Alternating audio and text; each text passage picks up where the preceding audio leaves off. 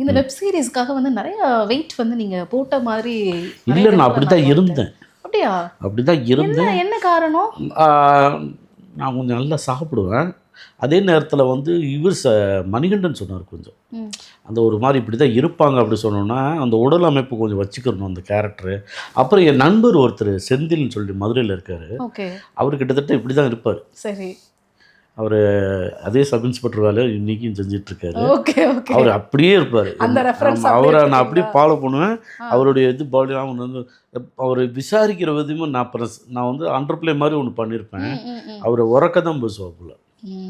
அவர் ரொம்ப கத்தி பேசி உள்ளே வந்துட்டானோ எஸ்ஏ வந்துட்டாங்கிறது வந்து தெரியணும் அப்படிங்கிற மாதிரி தன்னை இது பண்ணிக்கிறவாப்புல.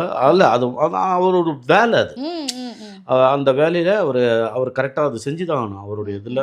ஆனால் நம்ம அவர்கிட்ட இருந்து நம்ம அதை எடுக்கக்கூடாது. எனக்கு என் பாடி லாங்குவேஜில் என்ன செட் ஆகும்னு சொல்லிட்டு அதை நான் எடுத்து எனக்கு கம்ஃபர்ட் ஜோனில் நான் ஒன்று ட்ரை பண்ணது. ஸோ அதுதான் நான் அதை சொல்ல வரேன்.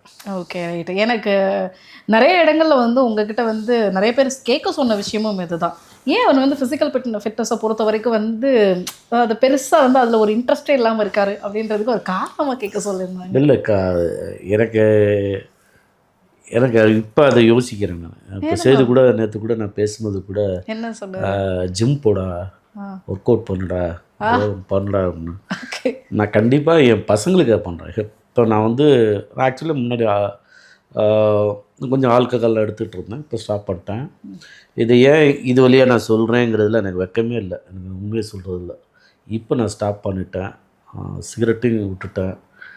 பட் நம்ம ஹெல்த்து மேலே 6 மணிக்கு மேலே சாப்பிடக்கூடாது அப்படிங்கிற ஒரு நல்ல விஷயத்தை நோக்கி நிறைய பேர் என்கிட்ட சொல்லியிருக்காங்க. அதை கொஞ்சம் கடைப்பிடிக்கிறேன். ஒரு முன்னாடிலாம் தூக்கம் வராது. தூக்கம் வரலன்னா 2 லாட்ஜ் ஏதாவது போட்டால் தான் தூக்கம் வரும் அப்படிங்கிற மனநிலையில் இருந்த நான் இப்போ வந்து கரெக்டாக ஒரு 10 மணிக்கு நல்லா தூங்கிக்கிறேன்.